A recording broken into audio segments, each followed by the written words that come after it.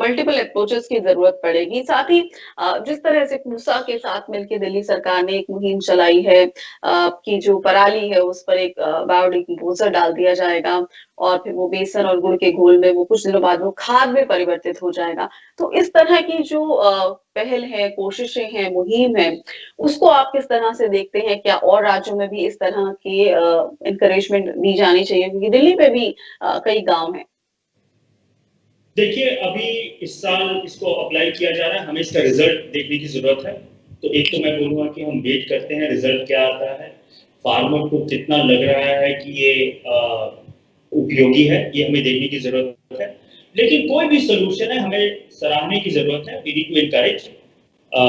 अगर नई सॉल्यूशन है और इन सीटू ही इसका अगर ट्रीटमेंट हो जाता है, ज़मीन के अंदर ही ये खाद बन जाता है, सॉइल की फर्टिलिटी बढ़ जाती है और फार्मर इसी के ऊपर नेक्स्ट क्रॉप ग्रो कर सकता है, तो इससे अच्छा और क्या हो सकता है? तो मैं तो ये कहूँगा कि अच्छी मुहिम है, हमें वेट करना चाहिए कि रिजल्ट कैसा है उसको, और साइंटिफिक स्टडी करने की ज़रूरत है। जी। हमारे हमारे देश में एक और प्रॉब्लम है कि बहुत जल्दी हम क्रेडिट लेने के लिए मारपीट करने लग जाते हैं। हमें प्रॉपर साइंटिफिक स्टडी करके at the end of the year ये देखना चाहिए कि क्या फ़ायदा हुआ, क्या नहीं हुआ, फिर हम आगे इस पे बढ़ पाएँगे। जी। तो पूसा के साथ मिलके किया है तो ज़ाहिर तौर पर कुछ तो साइंटिफिक उसमें रिसर्चेज़ रही होंगी और शायद आगे हम इसके उम्मीद करते हैं पॉजिटिव परिणाम मिले। जी। अंत में मैं चंद्रभूषण आपसे यही जानना चाहूँगी कि जिस तरह आपने बताया कि थार डेज़र्ट के एज पर हम हैं, वहाँ से भी डस्ट आता है। कुकिंग प्रैक्टिसेज़ ऐसी हैं दिल्ली में या दिल्ली के आस-पास के इलाकों में जहाँ पर उपले जलाए जाते हैं, लकड़ी जलाई जाती है या सर्दियों में किस तरह के टायर जला के लोग उसका इस्तेमाल करते हैं। प्राइमरीली कुकिंग पर आपने चर्चा की। तो ये जो सॉल्यूशन आने चाहिए इन सब समस्याओं को लेके वो सोसाइटी में अपने आप आ पाएँगे क्या? क्योंकि अगर एक समाज का एक वर्ग है जो कि बहुत ही हैंड टू माउथ जी रहा है, तो वो कहाँ से अल्टरनेटिव लेकर आएगा और वो कहाँ से समस्या को समझेगा जब उसकी वो रोज़ाना अपनी एक रोटी के लिए लड़ रहा है।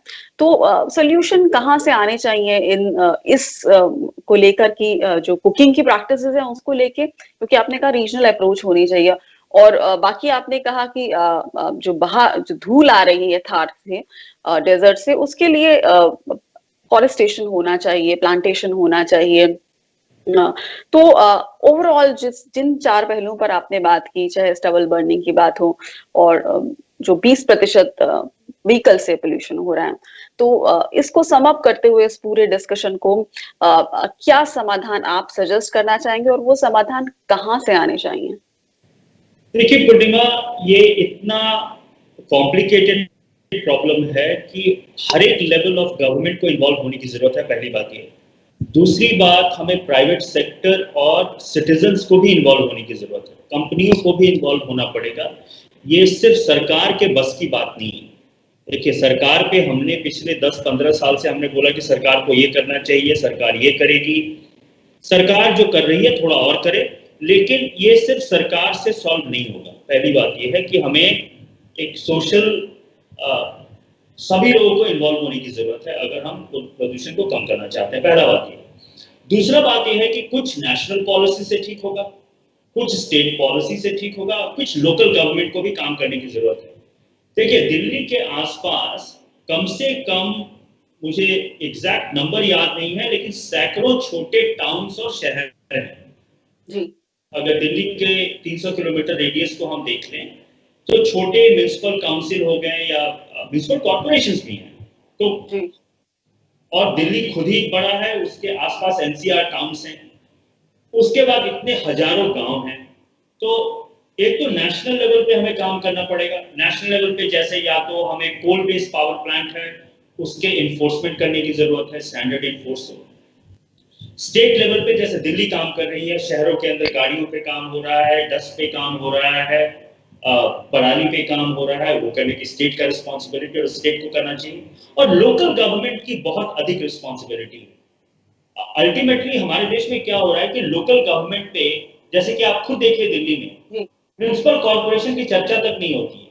हम राज्य सरकार और केंद्र सरकार की बात करते हैं, बिल्कुल। लेकिन जो हमारे जो काउंसलर्स हैं और मेयर्स हैं, दिल्ली के अंदर काफ़ी म्युनिसिपल कॉर्पोरेशंस हैं, वो क्या कर रहे हैं कुकिंग फ्यूल चेंज करने के लिए या रोड से धूल हटाने के लिए या वृक्षारोपण करने के लिए या गरीबों को हीटिंग के सामान देने के लिए, वो म्युनिसिपल कॉर्पोरेशन की रिस्पॉन्सिबिलिटी है। सब कुछ स्टेट गवर्नमेंट और सेंट्रल गवर्नमेंट नहीं कर सकता है। तो हमें तीनों लेवल ऑफ गवर्नमेंट में रिस्पॉन्सिबिलिटी डिवाइड करने की जरूरत है। और दूसरा क्या है कि रीजनल अप्रोच, मैंने आपको पहले भी बताया था कि एक राज्य खुद ये काम नहीं कर सकता, और सभी राज्य से देखिए, दिल्ली ही सिर्फ प्रदूषण नहीं झेल रहा, हरियाणा भी झेल रहा है, पंजाब भी झेल रहा है, उत्तर प्रदेश भी झेल रहा है, सभी लोग झेल रहे हैं। और हमें सभी लोगों के साथ काम करके एक रीजनल एक्शन प्लान बना के और इम्प्लीमेंट करने की जरूरत है। जी, रीजनल एक्शन प्लान बनाकर उसे इम्प्लीमेंट करने की जरूरत है। चाहे लोकल बॉडीज की बात हो, चाहे स्टेट लेवल की बात हो, चाहे सेंट्रल लेवल की बात हो, सबको ही मिलकर साथ आना होगा और इस समस्या से इसके समाधान ढूंढने होंगे, उन्हें इम्प्लीमेंट करना होगा, एक्शन लेने होंगे। तो बहुत बहुत शुक्रिया चंद्रभूषण इस चर्चा का हिस्सा बनने के लिए। और हालांकि ये चर्चा ये विषय इतना बड़ा है कि इस पर जितनी लंबी चर्चा हो पाए कम है।